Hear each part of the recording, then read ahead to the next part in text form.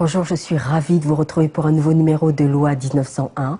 L'association qui est à l'honneur s'appelle Logacité. Alors pour vous la présenter, j'ai deux invités. La première à ma gauche, c'est la directrice fondatrice, Cécile Appy. Bonjour Cécile Appy. Bonjour Patricia. Tout va bien?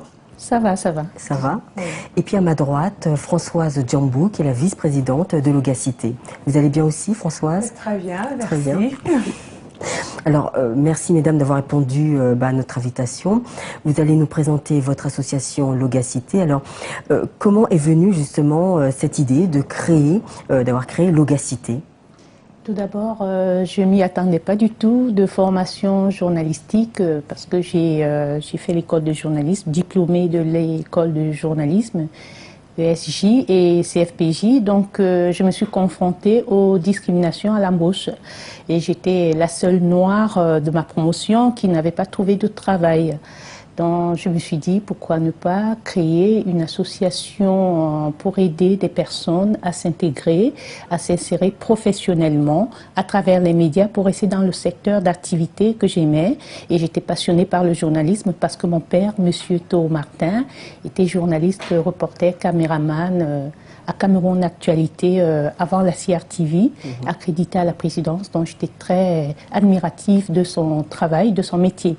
Et je me suis dit, pourquoi ne pas faire ce métier de mon père? Et après la formation, parce que j'indique que je suis en France depuis près de 30 ans, donc j'ai passé mon bac ici et j'ai fait l'école de journalisme. Et puis après, je me suis confrontée aux discriminations à l'embauche. Et voilà, c'est parti, la motivation. Et vous, Françoise Djambou, comment avez-vous connu Cécile Appy et comment avez-vous connu aussi Logacité? Cécile Appy, on se connaît depuis toujours. On a été de tous les combats ensemble. Et quand elle m'a présenté le projet de Logacité, du coup j'ai adhéré parce que sortir les gens de l'ombre, c'est mon dada. Donc du coup j'ai pris les choses en main et je l'ai suivie dans toutes ses actions. Alors, comment marche votre association? Alors, est-ce que, parce que comme c'est une démarche plutôt auprès des médias de proximité, si j'ai bien compris, donc faire sortir les gens de l'ombre, comment ça marche? Est-ce qu'il y a des cotisations, il y a des membres, est-ce qu'il y a un trésorier, un secrétaire général? Tout à fait, il y a un bureau, il y a un conseil d'administration et on respecte, parce qu'on est très porté sur les valeurs, on respecte beaucoup la parité et la diversité. Donc vous verrez bien que dans le bureau, il y a la présidente qui est une femme, Mireille Tho, à qui je rends hommage, qui est aussi membre cofondatrice, et puis la vice-présidente qui est Françoise Djambou, parce que la présidente, elle assure le métier de relooking, parce que nous on valorise aussi, et on s'occupe aussi de l'image personnelle, c'est elle aussi un peu ma relookeuse, si on peut dire. Donc dans le conseil d'administration, il y a des hommes. On respecte, il y a 14 membres, et il y a 6 femmes et 7 hommes. Voilà. Et je tiens à préciser que votre association se trouve à Rouen. À Rouen, on donne vraiment sur la Seine, parce que la Seine va jusqu'en Normandie. Et on est au 6 avenue Champlain, 76 100 Rouen, vraiment au cœur de Rouen. Et la cotisation, je voulais apporter une petite remarque, ça coûte 30 €. Et mensuellement ou annuellement? Annuellement, et 20 € pour les étudiants. Mais on doit dire qu'il n'y a pas trop de cotisants parce que comme on aide beaucoup des gens en difficulté et les étudiants viennent, on les accompagne, mais ils ne sont pas toujours aptes. Souvent, ils payent en 2 ou 3 fois. Et même les personnes en difficulté payent 2 ou 3 fois. Mais on reçoit aussi des dons. On attend des donateurs et des mécènes. Sachant qu'ils peuvent être exonérés de la fiscalité à 60%. Françoise Djambou, vous êtes vice-présidente de Logacité. Alors, quel est votre rôle administratif? Vous êtes aussi sur le terrain avec Cécile Appy? Oui, c'est un peu les deux, parce que je suis vice-présidente, certes, mais beaucoup plus conseillère à la rédaction de l'IMAG, le magazine qui porte les idées de Logacité. Je crois que vous avez quelques exemplaires de l'IMAG, et responsable marketing du magazine et je m'occupe beaucoup plus de l'événementiel. Pour le lancement du magazine, nous avons appelé les autorités, la presse pour lancer le magazine à Rouen et nous avons également organisé des soirées culturelles pour parler de nos idées, pour véhiculer l'esprit associatif et puis la diversité et la promotion. Donc c'est beaucoup plus l'événementiel et puis le marketing. Les soirées de gala aussi qu'on organise pour promouvoir la diversité culturelle. Et je suppose qu'à travers ces galas, ces concerts, enfin ces spectacles, ces réunions festives, c'est pour récolter des dons. Est-ce que ça marche beaucoup? C'est assez difficile de récolter des dons lors de soirées? Oui, c'est difficile. Ouais. On a quelques dons gratuits des commerçants et des partenaires, mais les enveloppes... C'est-à-dire quand vous dites de dons gratuits... C'est-à-dire...